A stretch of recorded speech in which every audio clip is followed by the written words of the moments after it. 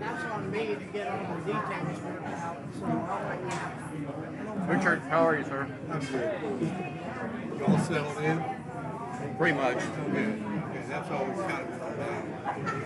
We have a lot of wall space, and now we're going to have to figure out other stuff that we're going to have to you're get. going to be going to galleries. Yeah.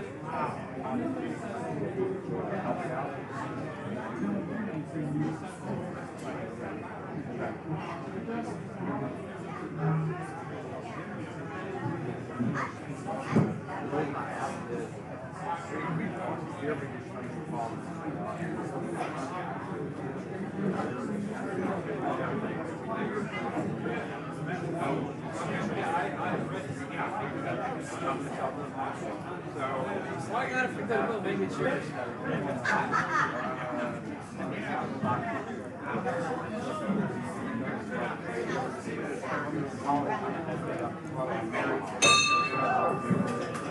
Why don't we get started? I want to call on Paul PIROK to come and lead us in the invocation, the pledge of allegiance, and the national anthem. Let's all remain standing as Paul comes to lead us in the invocation. Thank you.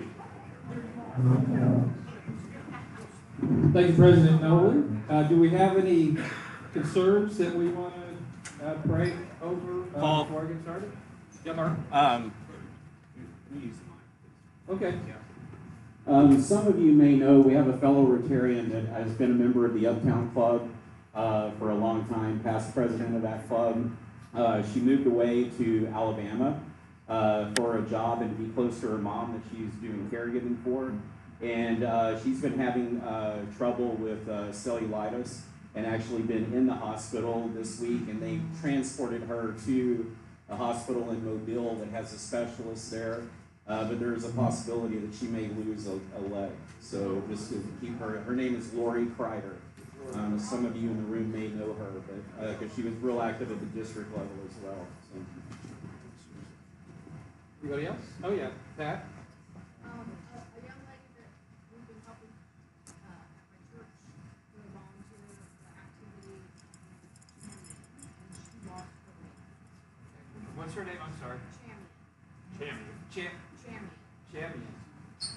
Okay. I don't know if you can find it in the Okay. Yeah. Dear friend of mine in Dallas, under the American Revolution, Bill Watts passed away last week.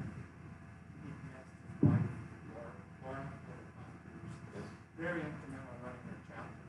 Nolan, father's been with me, some other members of our club have been with the chapter. You keep Bill Watts in your mind. Bill Watson's wife, Laura. Bill Watts. And his wife, Laura. No, yes, Lori passed away 5 years ago. Oh, Bill passed okay. away last week because he was very young.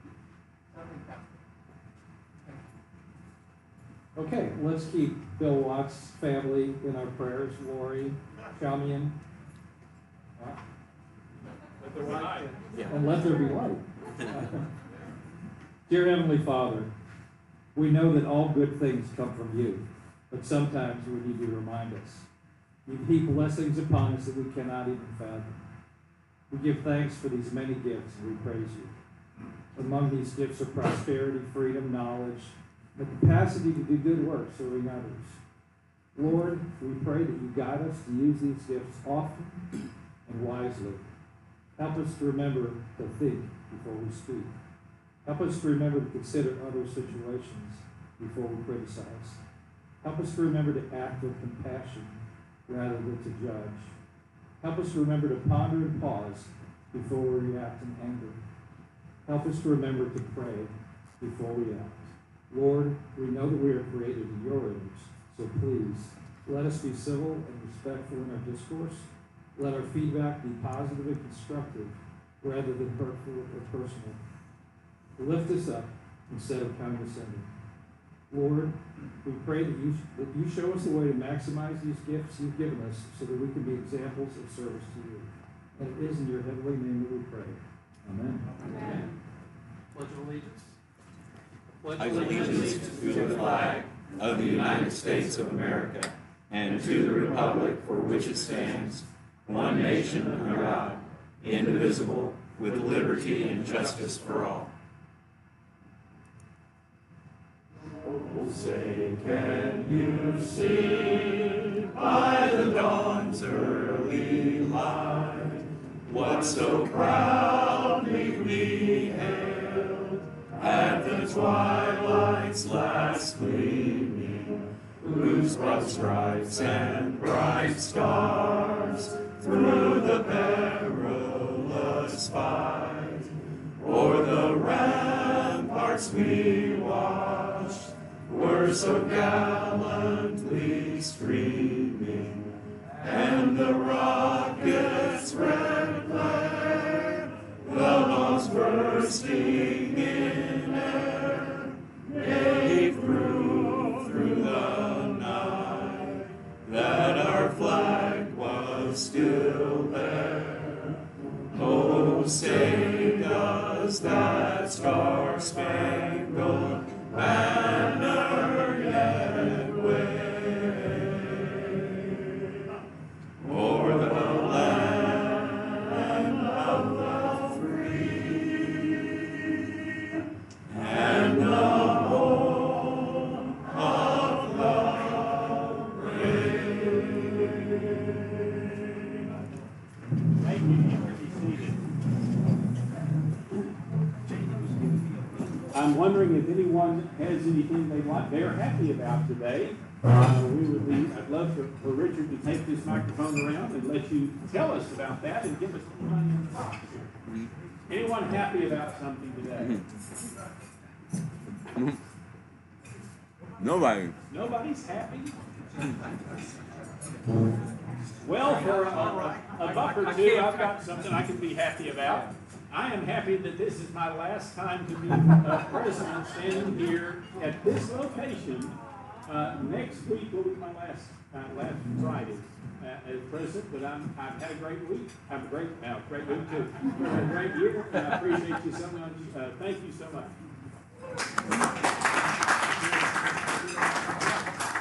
Well, I stood up when I thought nobody was going to put any money in the jar. But now that I'm up, I just want to remind everybody that next week we're going to be having our awards banquet. We're going to recognize Nolan and everybody else. And if you haven't signed up to pay, you need to do so because we need to give them a count a week from Monday. So,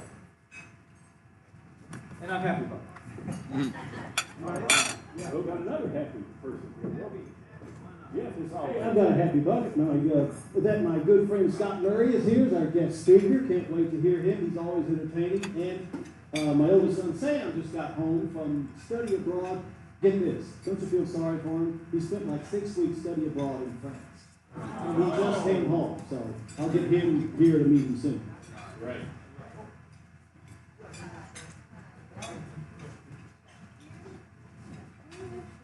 I'm real happy. My daughter, who lives in Colorado, just got a fabulous new job with a startup that was spun off of IBM. She's in HR, and she's excited about it. It's an answer to prayer. She's just doing great. Thank you. Outside of Denver, yeah.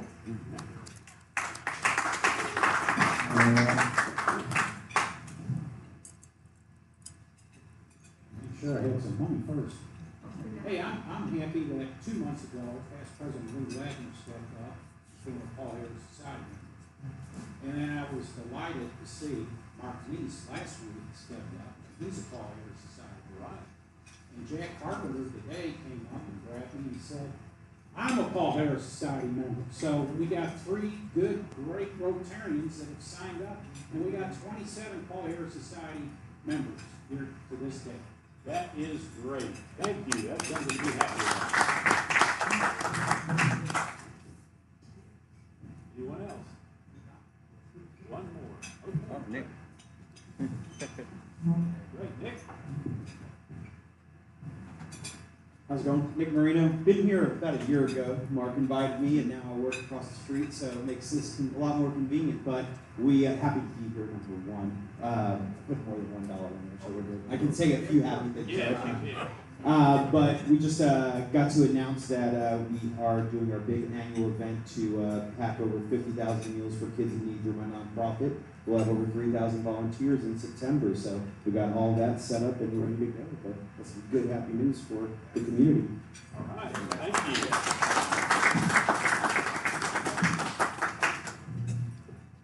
We turned out to be a little happier than I thought we were. Yeah. So glad about that. But Richard's walking off with the money. I'm concerned about that. Do we have any guests that we'd like to introduce?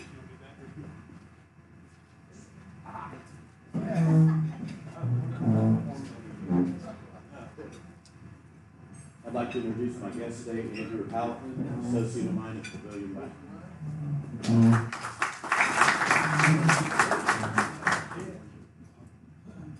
She's going to become a fixture here, Joy Tapia with that Synergy. All right. Nick just introduced himself. He's been part of our program before at the club when he was doing different things, but he's at Communities Foundation of Texas now, which obviously is a partner with us for our club foundation. Been doing a great job there, and his nonprofit is awesome, so maybe we can get a group of people together from the club to go help it as event in September too, so it'll be great.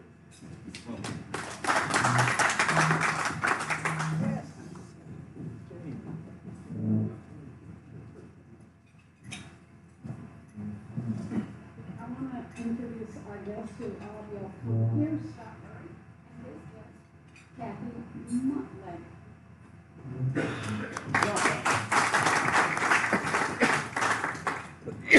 And, Mark Neese. Yep. Yeah, Mark. Oh, I need to put the graphic up, hang on. Okay. Too many things to do at Mark once. Neese is our marketplace advertiser. He's telling us about our marketplace advertising. Okay, I didn't see her today. Our marketplace advertiser is Happy Franklin. Her and, in addition to many other things, her and Lori Kreider, who I mentioned for concerns, were two of the people that were instrumental in getting me to actually attend the Rotary meeting. And I attended the Uptown Club first when Lori was president, and then Happy was president of that club, and then she ended up coming here, and I followed her here. And obviously she's been the president of our club as well. She's also done a lot of things at the district level, including being an aide to the district governor, so assistant to the district governor. So Happy has been a financial advisor since 2001. She grew up helping her dad at A.G. Edwards. Her brother Chris is also in the business in Lubbock, and he's also a Rotarian. Happy is committed to making a difference in her clients' lives and growing their portfolios so that they can pursue their passion in retirement and make a difference in their communities. She likes to make her clients' lives easier and enjoys being a problem solver. Happy has a business and law degree from Texas Tech and has 5 designations. She wants to be your go-to referral source for service providers for answering the questions that keep you up at night. She helps her clients with retirement planning, life insurance planning, long-term care planning, and financial planning. One of the unique things Happy does is she helps people determine their top values and goals through a values card exercise. It's fun, and it lets her know if you would like, let her know if you would like to determine your top values. She also hosts a bi-monthly client breakfast and a couple of other events on a regular basis. So if you're not on her email list, get on that to learn about those. Her clients are high net worth individuals, families, and business owners who care about their families, as well as our local community and the community at large. So please join me in thanking the uncommonly happy financial advisor for all that she does for Rotary, our club specifically, and also for being our marketplace advertiser.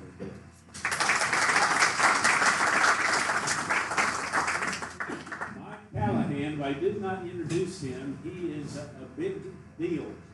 Just so you know, he is our representative from the 58th organization of Rotary, and he keeps me in line. Anything you'd like to say about that?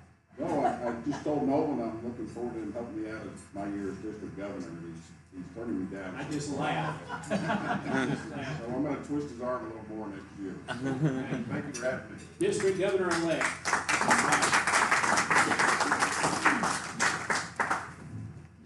All right, with that, I'd like to call on Monty. Come on up here and make your announcement, awards and installation banquet. You're going to make that announcement, not me? So our next meeting is next Friday, but we're not meeting here, we're meeting with the Ozana Grill. There is parking. I think there's valet. I will valet your car, though that's what's stopping you from going. So it's $38. You can pay with the QR codes on your table, so you can pay with me at the end of the meeting. So just come out and celebrate as Nolan passes the baton on over to Sarah. Sarah Olio. Thank you, Mommy. Appreciate it so much. SIOBHAN, we have an introduction of new member. Daphne, would you like to come up as well?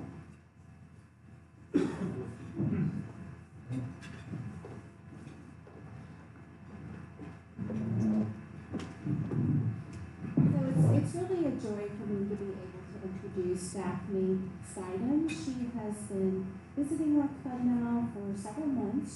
She lives here in the Park Cities area. She's actually from the Pacific Northwest, but we're very happy to have her here with us here in Texas. Daphne is self-employed. She's the owner manager of several single-family rentals here and has a keen interest in real estate. Daphne has two kids that have flown the roost. One of them has just graduated from the University of Michigan with a degree in computer engineering. And another is a senior at Rice studying bioengineering, so a very brainy family. So now that the kids are out and about, Daphne has more time to be a part of our club. And I'm just really thrilled to be able to welcome her to be a member of the Rotary Club of Park Cities and be your sponsor. So Daphne, let me present this to you. This is your packet and your red badge, and it's got all the things that you need to do in order to get your permanent badge here, and we're just delighted to have you. Thank you. Thank you, Shivani. GLYNNIS, Worthington. This is time for your We're so glad that you joined our club, and we think that here, we brought visual aids. So I'm going to get out of your way. Hello everyone, I am Dr. GLYNNIS Worthington. I've decided to bring some props to share my story. Delighted to be here in Dallas, and as I tell my tale, my nose will not grow because it's really true. My husband Wayne and I have relocated to the Dallas area. Wayne and I met when we were 19, fraternity party. It's been 43 years, and we have gone from joining a family business. It was called Wayne Engineering Company, 30 years in northeast Iowa, making garbage trucks, for which the city of Dallas is a big customer. So to this day, we have Wayne III and Wayne IV's trash here in Dallas being picked up by Wayne Engineering trucks. We sold the business. Wayne's gone on. He's now a financial advisor with Smith England. And Dallas, our 4 kids, I've got a picture of them. Here's our 4 children. Besides the fun and adventure we've had together, this is the product of our union. 4 kids, all 4 of them went, well, thank you. They're wild. Their dad's an adrenaline junkie. So we work to help them to find adventure and always do more in their lives. They, at one time, they were all 4 in 4 different branches in 4 different time zones. The oldest went to the Naval Academy, went in Captain Infantry in the Marines. Was just as of last week, left the position as a chief of staff at an AI firm, now has joined in the fight, back in the fight as a Marine, government contractor of the Marines in AI to bring more technology to the boots, to the force. Daughter, Kate, is a flight nurse at Travis Air Force Base. And she's a captain, has gotten word that she has been made the move to major, nominated recently to pursue her doctorate with the Air Force and continue her service and career. The girl in the Navy uniform started out Navy ROTC, but ended up at Air Force at the Academy. One of the biggest, I didn't much advise my children, but that was one of my biggest prayers was helping her to understand the opportunity she had at Air Force, so she had her heart set on the Naval Academy for her almost entire life. She started as a water girl. She had been asked to train at the Olympics in international track shooting instead of going to the academy. It was pitched by a coach with 5 Olympic rings to his credit and said, "Come join the team." She looked at him and said, I'm good at it, but I don't like it that much. Instead, I'm going to go to Colorado Springs and see what happens at the Air Force Academy. She ended up started as a volunteer water girl with the football team, fell super in love with the sport and applied herself the same way these kids do pointedly at all their activities, and ended up ultimately with the graduate assistant job in the football coaching staff as her first year of service after she graduated. She was essentially the first female football coach in military history. Just an example of applying. And the son, Jack, went to West Point, second youngest at the time, was at West Point to graduate from combat dive school, which is the Green Beret super ultimate training, soldierly-wise with the Army. Left the Army and West Point and now is at God's Army as a Christian minister in Rochester, New York area. So they're out there doing great things. The house got quiet when the youngest graduated in 2016. I set myself in oh my goodness, what am I going to do? Nana job wasn't enough, so I ended up deciding to go back for a doctorate. The next slide, I am now been Dr. GLYNNIS Worthington pickleball scientist. Went back for the degree because I thought sports was saving me. With the house quiet, it mattered that people over 60, instead of just chair aerobics and these tiny little things that they expect us to do as we get 60, I'm 64 in October, maybe we should raise the bar a little bit. So I was working with my local rec director and said, I'd like to maybe start some different programs. A group training to go participate in the National Senior Games as a team, like we used to in high school, right? These kinds of things. He made a comment that said, if you really want to contribute to this, you need to help to create science. And I said, what's that? He says, you need academic article science that says doing these kinds of things is good for you as you get older. So, okay. And within a short period of time, I ended up being enrolled in a doctoral program to create that science. I had wanted to create teams and pursue the team environment at Senior Games, and then, I'm talking too much, sorry, but then COVID came along and I ended up watching pickleball. And through that time, I've come to understand the magic and the amazing things that sports participation does to our brains, and have helped to create science that way. I will bring $101 bills to Happy Bucks as soon as I get word that the article that I've submitted is now under our editorial review, that the science will truly be published. I then, too, was curious about competing in sports in senior pageantry, and I didn't know what it was, and participated and ended up representing Texas in the Miss Senior World pageant back in November in Biloxi, Mississippi, and I won. So I will be in the parade as Miss Senior World, y'all, not that you've met me. That also will turn into research that helps to reflect that competing and continuing to raise our hands as we age is probably one of the best things we can do for us, and help to expand the field to know all the healthy, wonderful things that can come by what we choose to do rather than what medicines we choose to take can change our lives. Thank you. Sorry.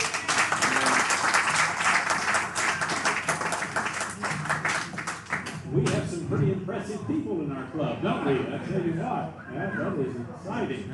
Thank you so much for sharing. And then Alan Quinn, Philip, what's your last name? Thank you. Philip is going to come and tell us about the 4th of July parade. And he said he was going to beg, and I'm going to do it with him. We're going to both beg for people to participate. Well, after hearing GLYNNIS' remarks, I'm the resident slug, apparently. So you see the contrast. So I am here to remind everybody that the 4th of July parade is only 2 weeks away. And also to remind you that, and also, as Lynn was also prepared. I'm here in place of Alan, and that's where I'm here. In place of Alan and Jill, of course, who are the co-chairs. I'm here because I'm the most desperate for volunteers. I'm particularly over the standing and the walking motion, which is big need. On the table is sign-up sheets for both gaps that we need to fill, and on the backside, you see who's already signed up. So, anything and everything. You need some people before the parade, on the 4th and the 3rd, to help setting up. But And the biggest need is walking marshals throughout the zone, graciously volunteers that boost us. We are going to have Bank of America extra volunteers, and we have to go on this year, which is tremendous help. But, of course, the purpose is to keep the kids from chasing the candy out from under the wheels of the crooks. And not only wood, 2 years of sponsors of Fred, we haven't had any access in that regard. So I appreciate anything that we can do. 2 weeks off. Appreciate it. As you know, the dues are due, so please make your payments as quickly as possible. The raffle, Pat Martin is going to come with our raffle for today, and here is our total is $2,583, and I've been assured that there is an ace of spades in this deck. This is a smaller deck, so you have much opportunity. This is our grand marshal for the parade. He's on the cover of the Park Cities People for this book. That's right. So, Scott, would you might win.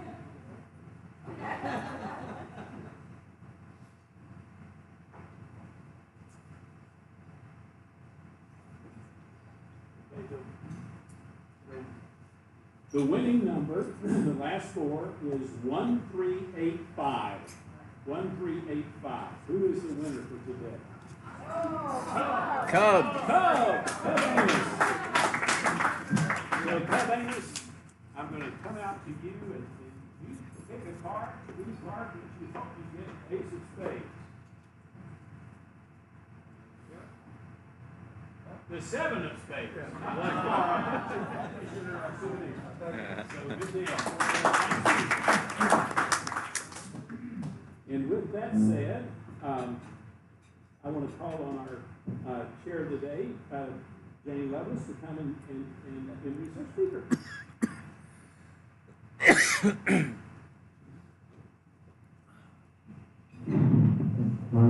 We're in for a real treat today.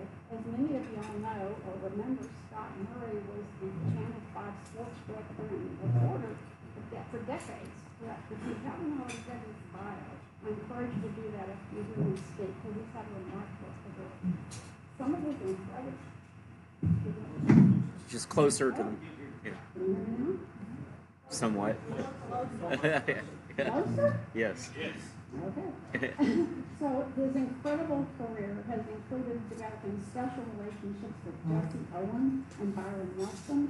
And more importantly, his career has included his emphasizing the values of friendship, the values of kindness and respect and civility.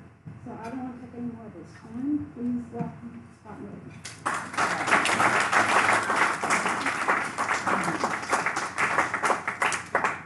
Thank you, Jeannie, very much.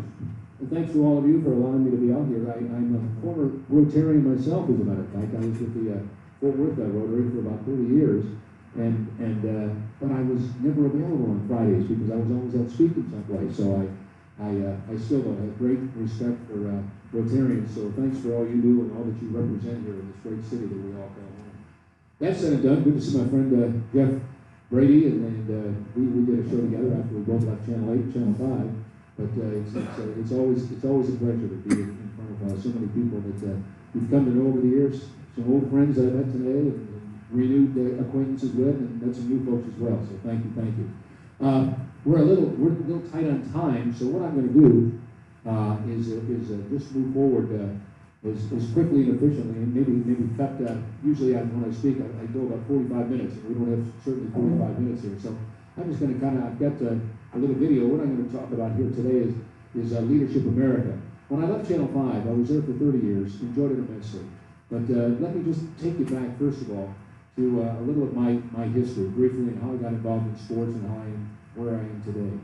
I was 7 years old. I was in 2nd grade, and my best friend Frankie and I went trick-or-treating on the 31st of October.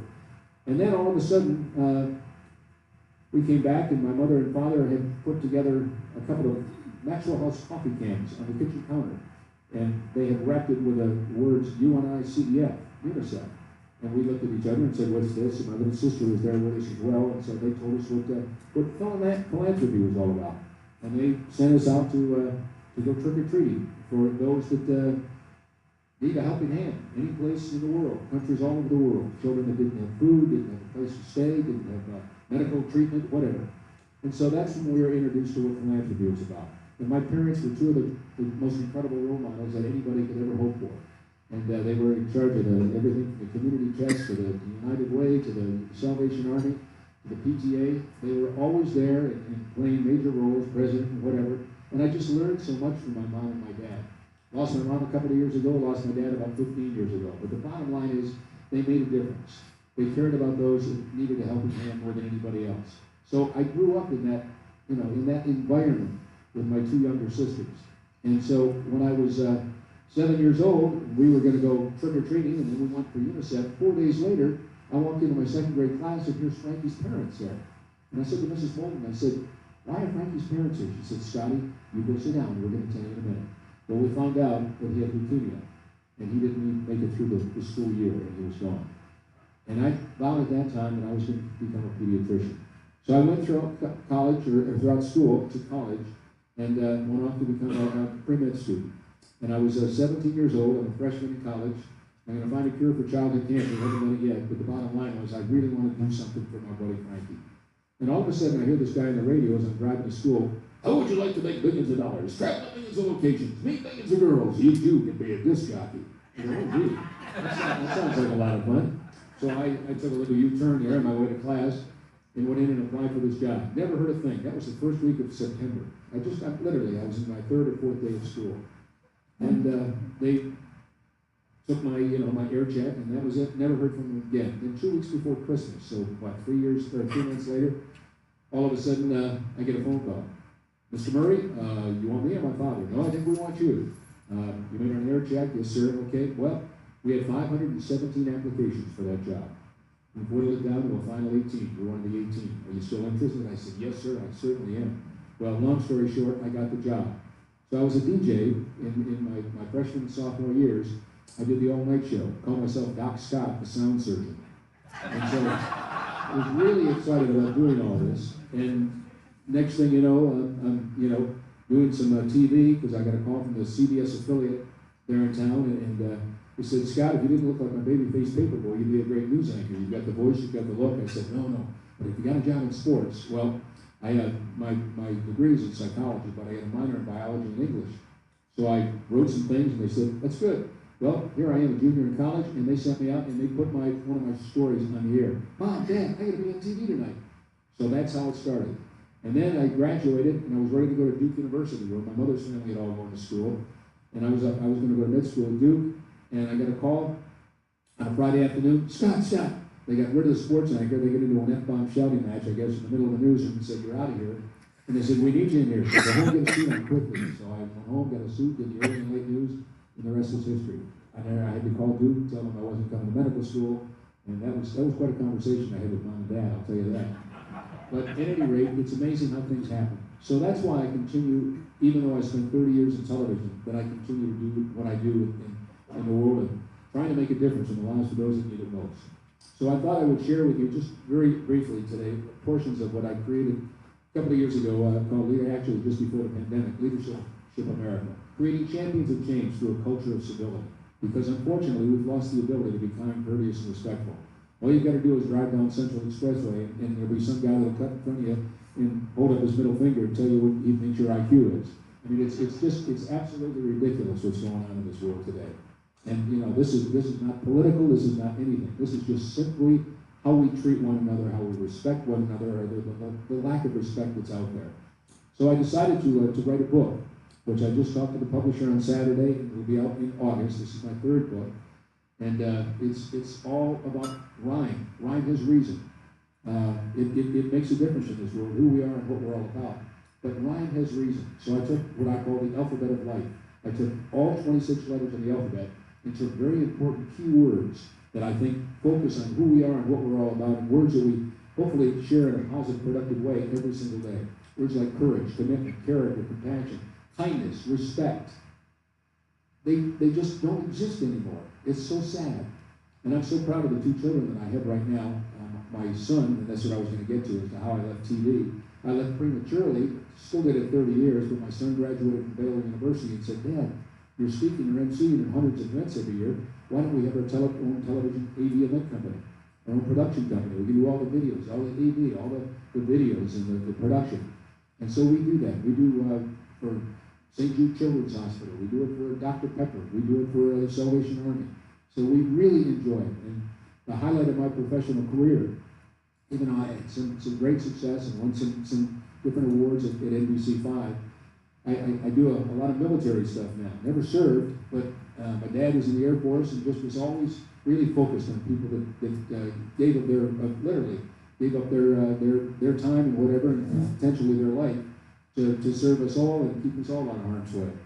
And so I MC the Veterans Day Parade here in Dallas every year. We started to kick the thing off at the Fair Park and in the City Hall. And I just really enjoy those types of things. And so I was, as a matter of fact, I was in Las Vegas 3 weeks ago with Gary Sinise and Tony Orlando. Remember Tony Orlando? He got involved with Bob Hope back in 1973 when he came out with the song Tie a Yellow Ribbon. And he's been doing military stuff ever since. We spoke to 9,500 kids. It's a Medal of Honor recipients were there with us. And the Tribute to Valor is the name of the group. And we talked to them about the leadership and integrity and just what it means to be a member of our armed forces.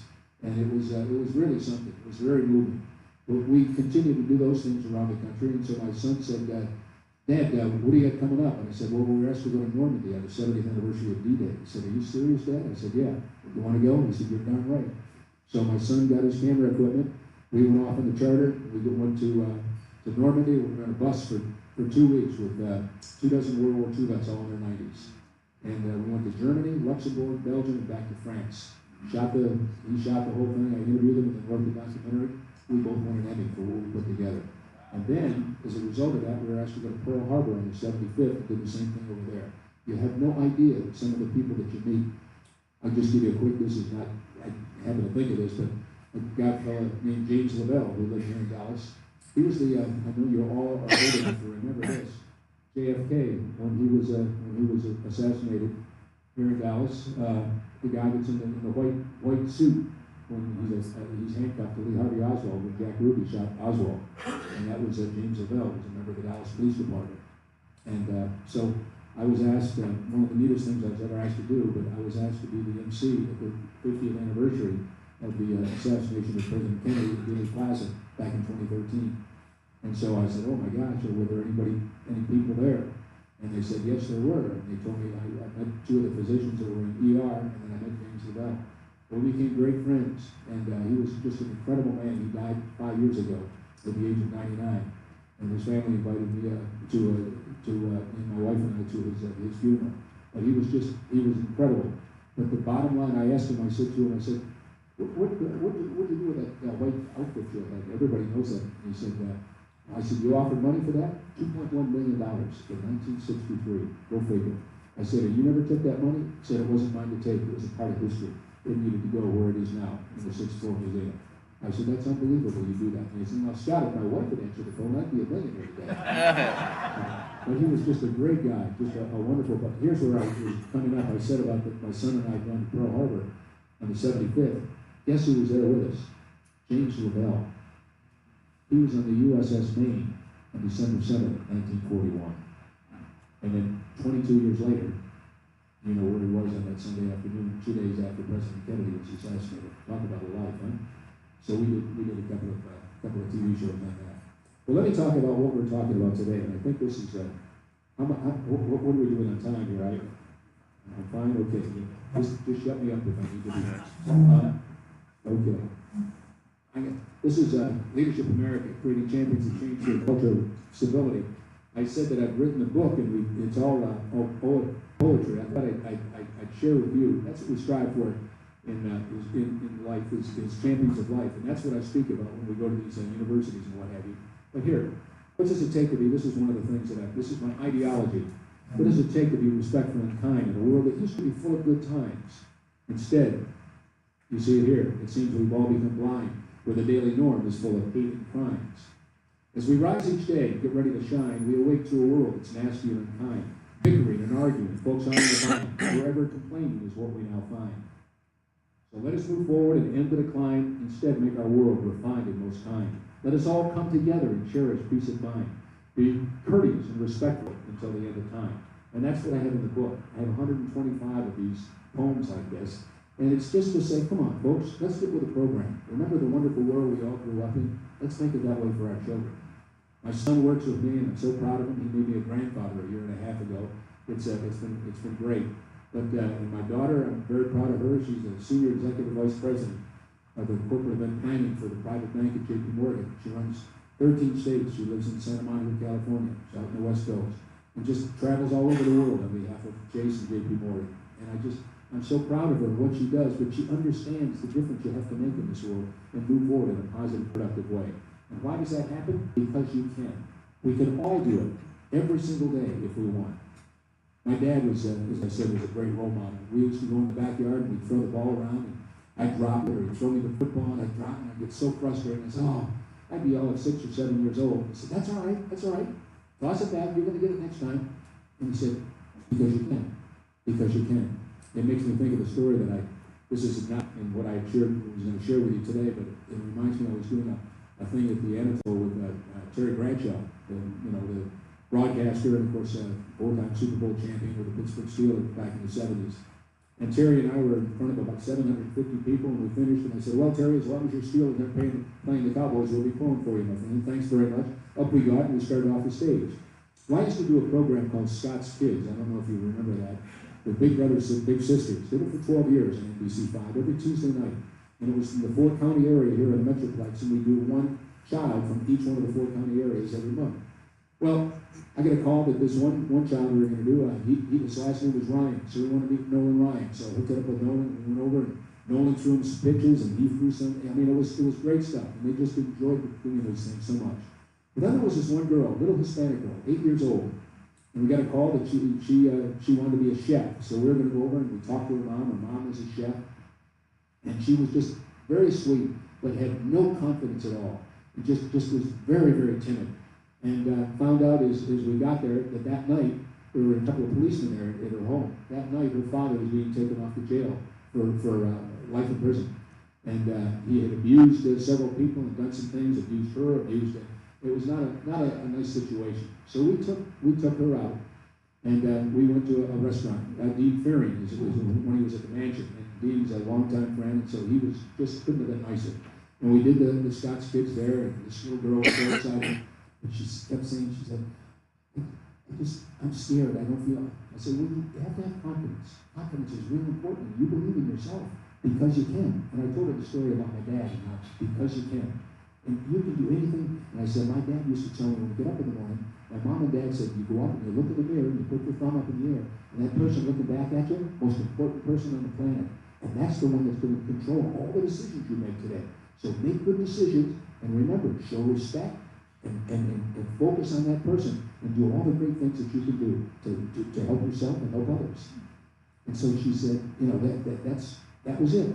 So I'm doing this thing with Terry Bradshaw, and he said, all of a sudden, as we hop off the stage, this woman yells up to me, Mr. Murray, Mr. Murray. And I looked down, I said, yeah. Terry said, let's see what she wants. I said, okay.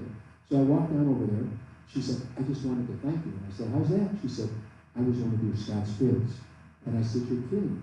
I said, when? She said, in 1993, I was 8 years old. And I said, you're kidding me. She said, yes. And she said, and all of a sudden, all these people that were at the table all started, about 10 or 12 of them, started listening to her intently. And she said, yes, I didn't have much confidence. And you taught me to just look in the mirror every day like your father told you. And she said, you always said, I can do anything I want because you can. So I always remembered when I got real in trouble, I just remembered, it's okay, I can do it because I can. And it really helped me, and I just had so much confidence. And I said, well, you're adorable now. I said, how old are you now? She said, I'm 32. I said, oh, that's incredible. I'm the worst guy. I started crying.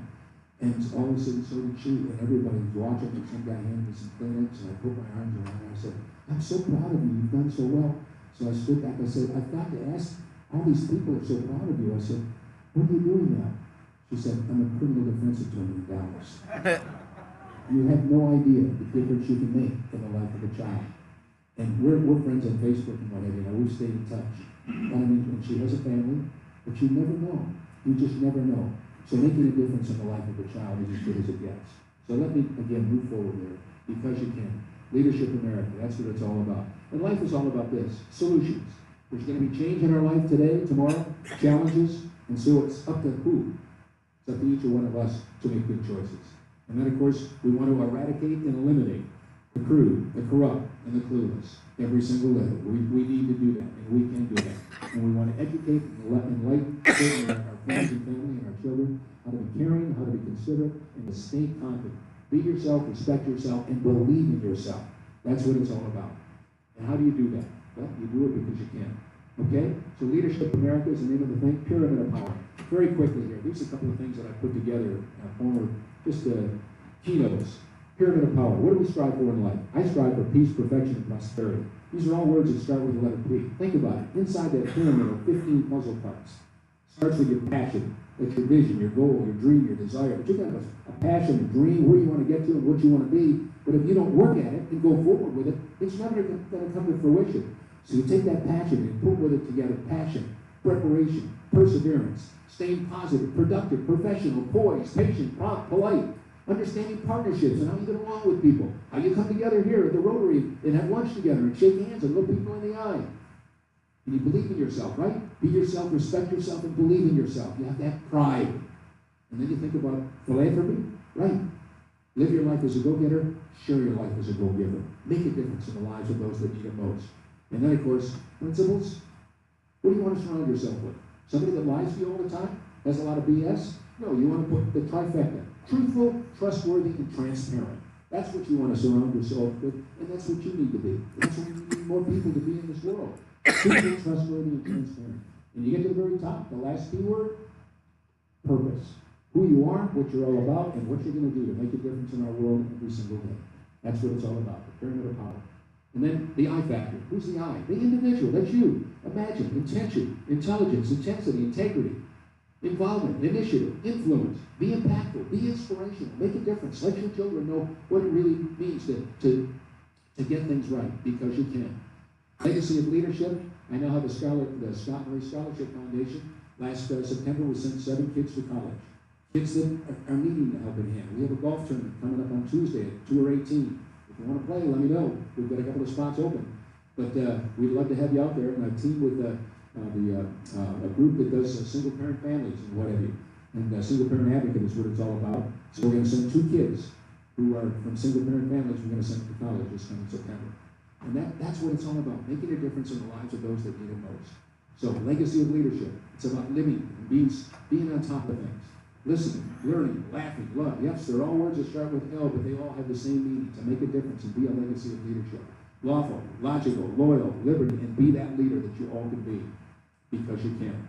So that's what a Champions of Life is all about. And then you get to the perfect 10 when you talk about Champions of Life. Courage, commitment, character, compassion. Not confrontation, but conversation. And we've forgotten the ability to do that. Credibility, continuity, creativity. Just be charitable. Be confident in yourself. That's what it's all about, because you can. Sports. Spent 30 years doing sports. But take the word sports. We're all good sports, as they say. Everybody wants to be a good sport. Whether you're in sports, whether you're a mom, a dad, it doesn't matter. Sports, and take that as an acronym. Take the word sports. You have to be strong, smart, and supportive. How about positive, productive, and purposeful? Objective, optimistic, with great opportunities, take advantage of them. And certainly responsible, reliable, and respectful. We've lost that word in our English language. Truthful, trustworthy, and transparent. That's the trifecta again. And then we get to the final S. What does it mean if you put all those together? It builds self-confidence, self-discipline, and great success. Champions of Life, that's what it's all about. So very quickly, let me share with you a couple of quick stories.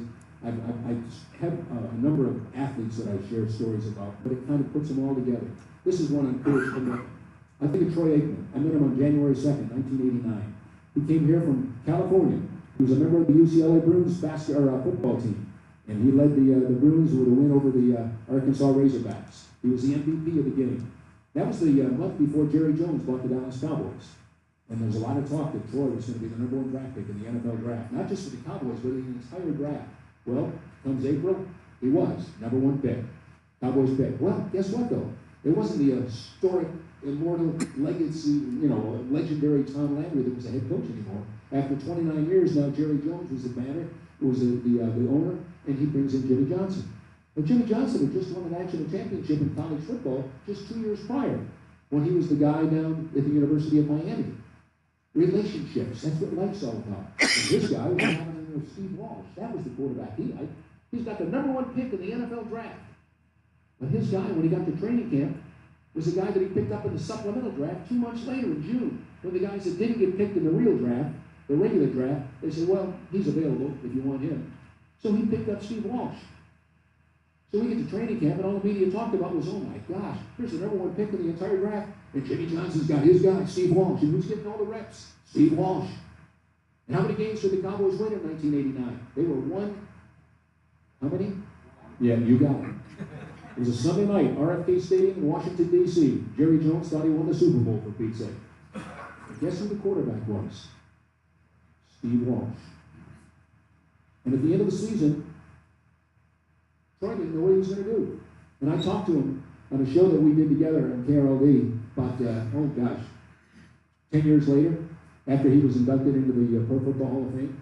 And I said, what was it like after that first year with Jimmy and you? He said, it was the worst year of my life. He said, I was thinking of quitting the Cowboys. I said, are you serious? He said, oh yeah, I didn't want to play anymore. It's just not what I came to Dallas to be a part of. I was going to go play baseball. I said, you sound like Staubach. He said, yeah, I know. Roger was a football and a baseball player too. I said, so what happened? He said, I went in and I talked to Jimmy. I said, Jimmy, I was the #1 pick. I need a relationship with you. I know Steve Walsh is your guy, but I'm your quarterback. Please, give me the opportunity to be the quarterback next season. Let me do it. Well, the Cowboys went from 1-15 to 7-9 to 13-3. And for the first time in the history of the National Football League, the quarterback in 92, 93, and 95 wins 3 Super Bowls in 4 years. Long before anybody ever heard of Tom Brady. That was Troy Aikman.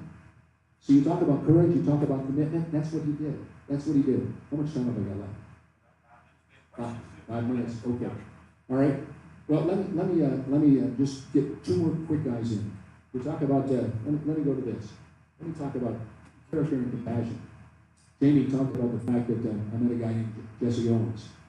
When I was in 6th grade, my mother, we were up at the lake and spent the summer at the cottage, and she gave me a book, Jesse Owens, a biography. I said, who's he? She told me. She said, she was from Alabama, my mom. And so she said, you need to read this. This guy was unreal. And he said, you need to start reading every summer. Read a couple of books, because you've got to stay focused so you're ready for school in September. So I read that book. I still have it to this day. And it has an autograph in it from a guy by the name of Jesse Owens.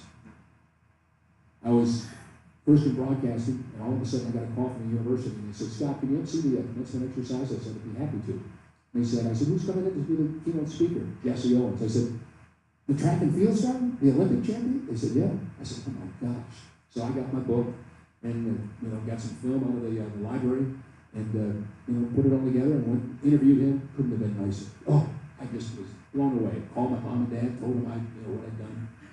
And so then I said, we'll keep in touch. He said, oh, for sure. But the next year I get a call. Scott, can you do another commencement exercise? Different university. But they wanted me to MC this thing. And I said, sure. He said, I didn't ask him who the keynote speaker is. I'm walking across the parking lot, and I get there, and all of a sudden this guy goes, hey, how are you? It's Scott, isn't it? Scott? I get a little closer. Oh my gosh, it's Jesse Owens again. I said, Mr. Owens, how are you? He said, Scott, it's not Mr. Owens, it's Jesse. Remember, we're friends. He gives me this big hug. How are you? I said, I'm great. He said, just great to see you, great to see you. And I said, it's great to see you too. And that was just so special to me, because this is a guy that had left Alabama when he was a kid, and there was a lot of, concerns about African Americans and blacks and Negroes and what have you back in that time, and all the racism that was going on in the South.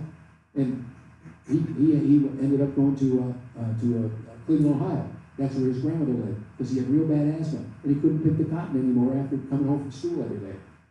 So his grandmother was up there, and he starts getting involved in high school sports. Well, he sets about 5 or 6 national records, just like that. Well, all of a sudden you're going, who is this guy? Who is this guy? Well, then all these universities come around, they want him to come to school there. Well, he goes to Ohio State because he wanted to stay right near his grandmother. Well, he doesn't get he doesn't get an athletic scholarship at Ohio State. He wins an academic scholarship. Well, he sets all kinds of records in Ohio State and what have you. And next thing you know, the 36 Olympics are coming up in Berlin, West Germany. So they want him on the American team. So he goes over there. He wins 4 gold medals, first American to ever do that, win 4 gold medals in the Olympics. Well, it comes time to get his medals, like everybody else is getting their medals. Somebody down there, Adolf Hitler, was coming into power at that time. He didn't like blacks, he didn't like Jews, he didn't like any minority. And so it came time to introduce the winner of 4 gold medals. He said, I'm not doing that. After that, and he left. And Jesse Owens comes back to the United States with no medals. Now picture that happening today. God, if somebody doesn't get a gold medal at the Olympics, you're going to hear about it within 2 minutes. Not Jesse Owens. 15 years go by, still doesn't have his medals. Harlem Globetrotters come along and they say, Jesse, we're going over to Germany. We're going to be in the same stadium where you were when you won your gold medals back in '36. Would you like to come and be a surprise guest? He says, oh my gosh, I'd love to be. So they go over. They don't tell anybody they're coming. All of a sudden, 80,000 people in the same stadium. Flyers do their thing, and then they come up in the stands, and they're up there. Konrad Adenauer was the Chancellor of Germany at the time. And he said, how about, ladies and gentlemen, how about these fans? How about these players? How about these Harlem Globetrotters? And they all stand, and they give him a big round of applause. And then he says, by the way, we also happen to bring a special guest. His name's Jesse Owens. 15 years ago, he became the first American in the history of the country to win 4 gold medals in the Olympic Games. Ladies and gentlemen, if you recall, the dictator of this country did not extend a hand of congratulations. And Konrad Adenauer says, Jesse, today, on behalf of the 80,000 people that are here and the entire country of Germany, I extend to you 2 hands of congratulations to the ultimate Olympic champion and the ultimate gentleman. And they stood for 15 minutes and gave him a standing ovation. He came back to the United States, still didn't get his medals at that time, but started doing some other things. Then he finally got his medals, and we stayed in touch. We stayed in touch, and it was just really cool, because this is the book that my mother had given me when I was in 6th grade.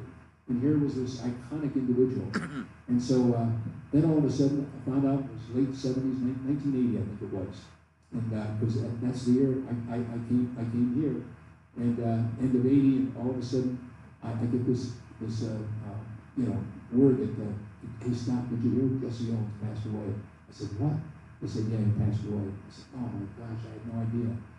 Born in 1913, and same year as Ben Hogan and Byron Nelson. And so I said, oh, you're serious? He said, yeah. So I said, oh gosh. So I said, okay.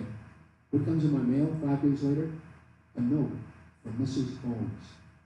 Dear Mr. Murray, I just wanted to thank you for being so kind to Jesse in his latter years. He didn't have a better friend in his senior year, and you were so friendly and so kind to him. He's so much appreciated, and I just wanted you to know how much I appreciate it as well. Stay well, sincerely. And she wrote a name. I still have that letter to this day. That's making a difference, folks, because of people like Jesse Owens. The guy was just unbelievable. He was the ultimate. He just was. He just was. Am I out of time? Questions? Well, before we get to questions, let me do this first of all. Let me just close by sharing with you what I call my Leadership America Creed. This is another poem that I created, but I think it sums up who we all need to be every single day and make a difference in this world.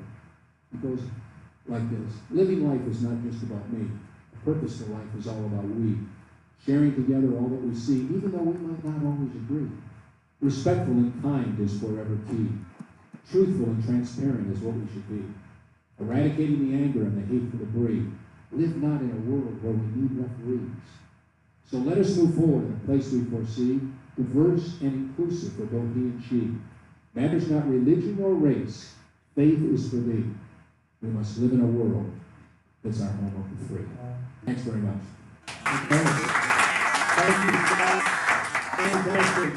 10% of the club goes to a local Methodist church, and we've been texting. We think with your alliteration and acronyms, you might have a future in the pulpit. As a Methodist. So keep that in mind. It's never too late, Scott. Never too late. Hey, just one quick question. FIFA is coming. From your perspective, how is FIFA going to be unlike any other sporting event DFW has ever hosted? Well, you all know what they're talking about, the World Cup. Soccer. Okay, soccer, okay. I think just the fact that it's worldwide, you know, I remember going to football with the Cowboys preseason games. We'd go over to, we went to London a couple of times, we went to Tokyo a couple of times, we went to Mexico several times. And that was great to try and take the National Football League to go to other countries around the world. But soccer is it is worldwide already. You don't have to introduce anybody, you don't have to indoctrinate anybody as to what it's all about.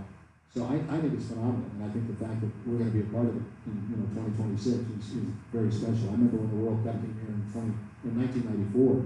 I just, wow, the World Cup's in Dallas, Texas. Here we are, right in our backyard. But I think it's going to be phenomenal, and I hope people realize how impactful it will be. And I just hope we do a great job. Yeah. Well, I know it's 1 o'clock, so no. Scott Murray, thank you so much for being with us today, and a book is going to be placed in your name and your honor at the Jackson Senior Elementary School. Just thanking you for being here with us. And if you have any books, we want to have some of those. If you brought any, I'm going to buy one. I should have. I have the 2 books I have is Whatever It Takes, Life Lessons Learned from Sports Legends. And I put a different character trait on front of all these guys. Ben Hogan, Byron Nelson, Roger Staubach, Troy Aikman, just all kind, Jesse Owens, all these athletes that I've met over the years. And the second book is Bring Out the Best, because for about 20 years I emceed with Miss America every year, the Taste of the NFL, which is the big event at the Super Bowl, that where all the proceeds go to the 32 food banks in the 32 NFL cities. They have 32 stations with the top chef in that particular city and a Hall of Fame player. And so it's really, and then they have a big band from the Beach Boys to Earth, Wind and Fire, you name it. And so it's a neat thing. So I've enjoyed that. That's what the second book is all about. Well, we'll look for those and order them as quickly as we can. Thank you for being with us.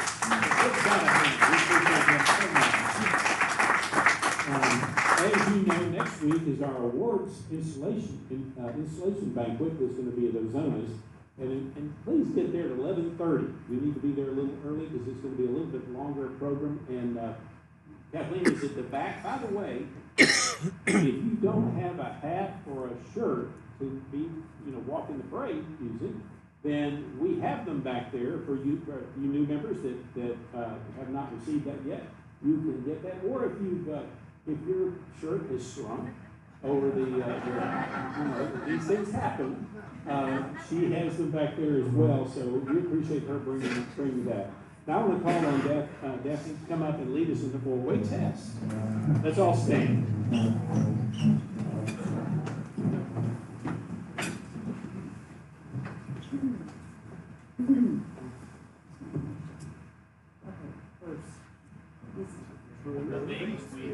Say or do.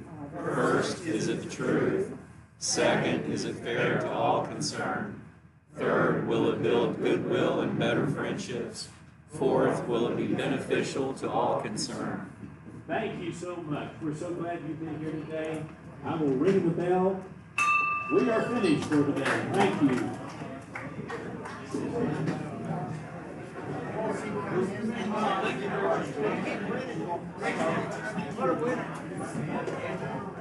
Good seeing you, sir. Yeah, thanks for coming. Yeah, absolutely, absolutely.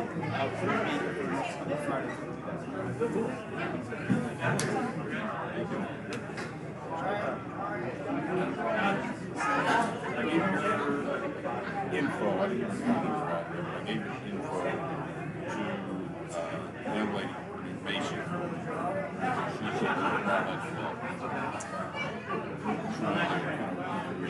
she's one of these typical Gen Zs that don't want to die with them. I did say, I know that they've got activity on the 12th of July, but maybe they should see what goes on. Publicly, maybe Okay. I'm trying to keep an eye out for the thing. And then it may get some help from you.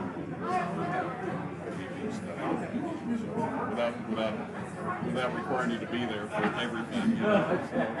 But I'll get you a good bottle of Sounds good. Good. All right. You guys good? Yeah. Good.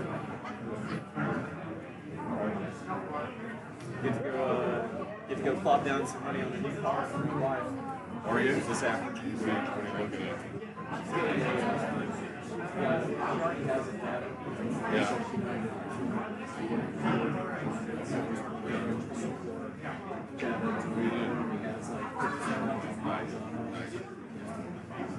So we went to CarMax and we had messages on it here. Okay. Yeah. So go plop down.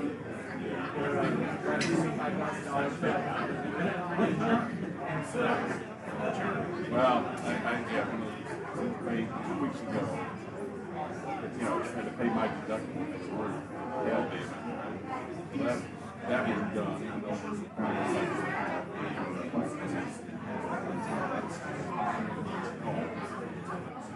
you know how frustrating it is. I was picking out my money, but I think if I do this, they all like my house, they my deductible and all the rest of it.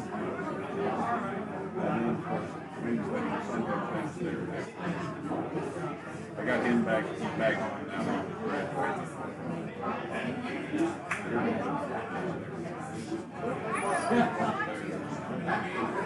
And he told me I did it back in May, early May, late, getting close, 4.5 pounds.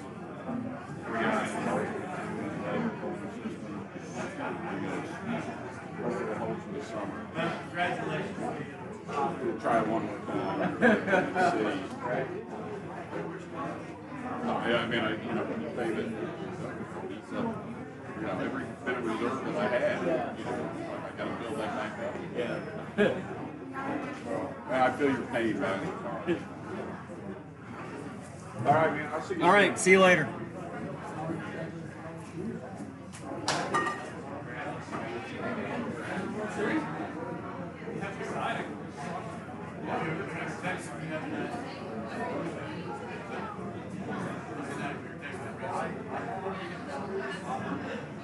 There's a picture.